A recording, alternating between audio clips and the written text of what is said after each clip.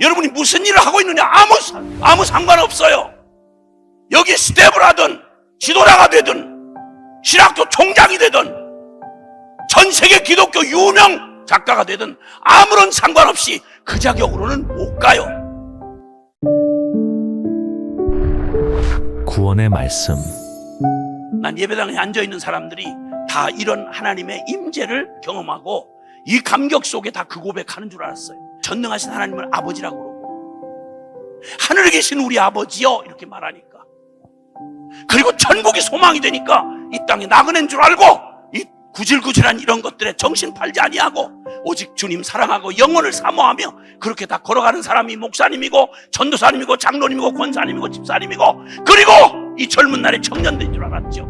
세월이 가면서 제가 교회 안에 주축 세력이 되어가면서 사람들의 실상을 보기 시작했어요. 입으로 고백한다고 다가 아니구나. 이 사람들이 믿는 건 다른 거구나. 돈을 믿고 살고 사람 믿고 살고 전혀 하나님은 그냥 개념이더라고. 여러분 요한복음 3장 16절 놓고 여러분 이 사실을 묵상하다가 여러분 인생이 흔들릴 만큼 충격과 감동을 받아 하나님 앞에 감격하며 기도해 본 적 있으세요?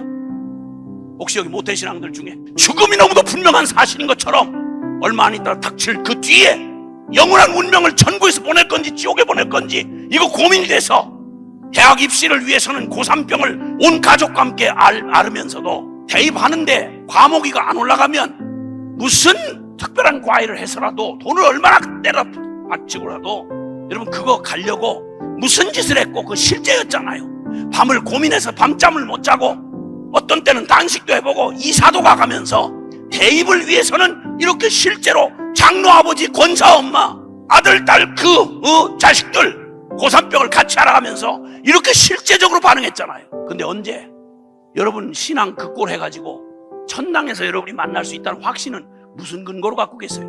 믿기는 했어요? 여러분이 내가 이 해결할 수 없는 이 죄, 존재적 죄인 때문에 나 이렇게 이 죄인의 모습으로 가지고는 죽었다 깨나도 천당은 못 가겠구나, 하나님 심판은 피하지 못하겠구나, 이거 고민이 돼서 죄를 해결하지 못하는 여러분의 심령 때문에 금식 한번 해본 적 있어요? 왜냐면 의로움이 없이는 천국 못 들어가니까.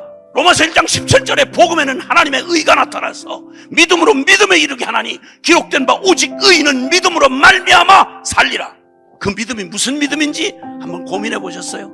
이 믿음 없으면 하늘나라 못 들어간다는데 내 믿음은 안녕한지, 난 뭘 믿는지, 여러분이 무슨 일을 하고 있느냐 아무 상관없어요. 여기 스텝을 하든 지도자가 되든 신학교 총장이 되든 전 세계 기독교 유명 작가가 되든 아무런 상관없이 그 자격으로는 못 가요.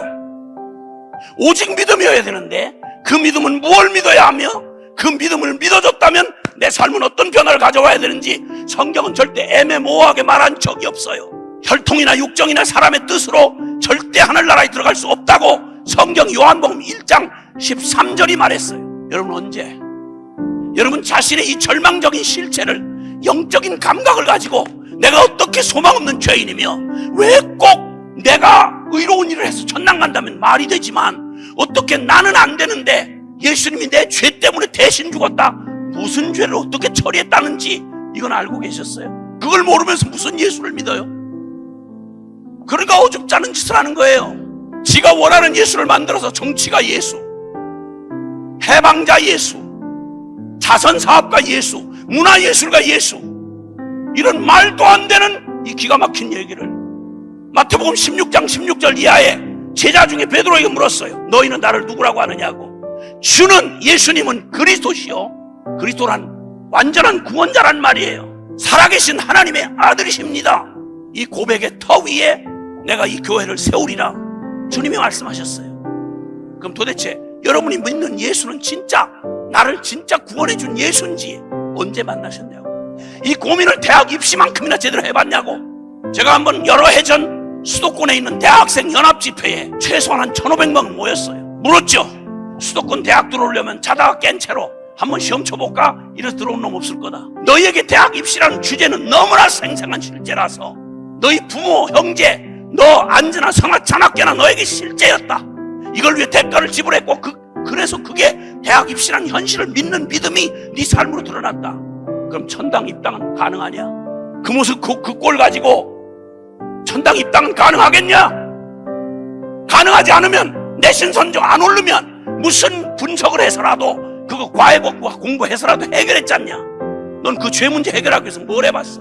그냥 질펀하게 죄 짓고 주일날 와서 청년회장이니 뭐 대학부 회장이니 하면서 폼 잡고 사람 눈만 가리면 칭찬받으면 장로 아들 권사 딸 이러니까 그냥 지나가면서 너도 스스로 위안하며 살았던 거 아니야? 하나님이 장로야? 하나님이 허술한 권사냐? 그리고 그 다음 너 엄마 아빠가 다 너에게 원하는 게 뭐야? 다른 거 없어요. 법관은 법관시키고 의사는 의사시키는데 이상하게도 예수 믿는 부모들은 천당 얘기는 그냥 천당 얘기 따르고 돈 잘 벌고 유명한 사람 돼서 실력을 갖추고 정상을 정복하고 못해먹은 한을 자식한테 대리만족하려고 하는 거야? 그 사람들한테 예수는 뭐야? 한국교회 대다수의 믿는다고 말하는 중직자, 심지어는 신학교에서는 솔직하게 말해서 뭘 믿은 거요? 믿음은 반드시 그 믿는 바대로 살게 돼 있어. 숨길 수가 없어. 이게 교회야? 이게 우리가 믿는 복음이냐고.